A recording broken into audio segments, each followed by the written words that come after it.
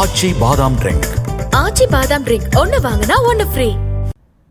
கன்னியாகுமரி மாவட்டம் குளித்துறை பகுதியில் வடிகால் ஓடைக்காக தோண்டப்பட்ட பெரிய பள்ளத்தில் பணிகள் நடைபெறாமல் உள்ளதால் தொடர்ந்து விபத்துக்கள் ஏற்பட்டு வருகின்றன. இது குறித்து நமது செய்தியாளர் ரமேஷ்குமார் அளித்த கூடுதல் தகவல்களை பார்க்கலாம்.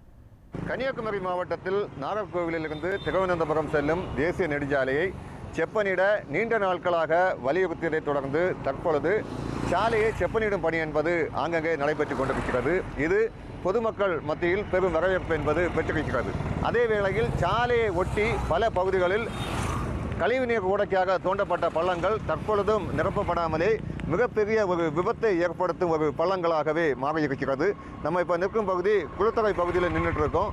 இந்த தேசிய நெடுஞ்சாலையை இந்த பகுதியில் சுமார் ஒரு 50 அடி நீளத்திற்கு அதே போன்று ஒரு 7 அடி பள்ளத்திற்கு என்பது ஒரு கழிவுநீர் ஓடைக்காக தோண்டப்பட்டிருக்கின்றன. ஆனால் தோண்டப்பட்டு ஒரு 3 மாதங்களாகியும் இதுவரை தற்பொழுது அந்த கழிவுநீர் ஓடை என்பது சரியாக அமைக்கப்படாத நிலையில் இந்த பகுதிகள் தினமும் விபத்து ஏற்படுவது நிலைக்கு இந்த பகுதி என்பது தள்ளப்பட்டிருக்கு. அது மட்டுமின்றி இங்கு இந்த மழையும் தான் அதே போன்று கழிவுநீரும் இந்த ஓடையில் தேங்கி நிற்பதால் கொசு உற்பத்தியாகி இந்த பகுதி சுகாதார சீர்கேடும் தற்பொழுது ஏற்பட்டிருக்கின்றன. தொடர்ச்சியாக வாகன ஓட்டிகள் இந்த பள்ளத்தின் மிகப்பெரிய அளவில் ஒரு பாதிப்புக்கு உள்ளாகி இருக்கின்றன. நம்ம பார்க்கிறோம்.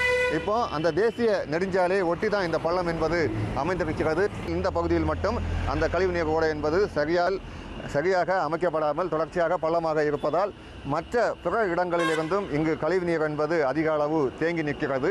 இதனால் சுகாதார சீர்கேடு மட்டுமின்றி வருங்காலங்களில் பெருமளவு விபத்து ஏற்படும் முன் இந்த பகுதியில் சரியான முறையில் ஒரு கழிவுநீர் ஓடை அமைத்து அதை சரியான முறையில் மூட வேண்டும் என்பதே இந்த பகுதியில் இருக்கும் மக்களின் ஒரு எதிர்பார்ப்பாக இருக்கிறது. நியூஸ் 7 தமிழுக்காக கன்னியாகுமரி மாவட்டத்திலிருந்து ரமேஷ்குமார்.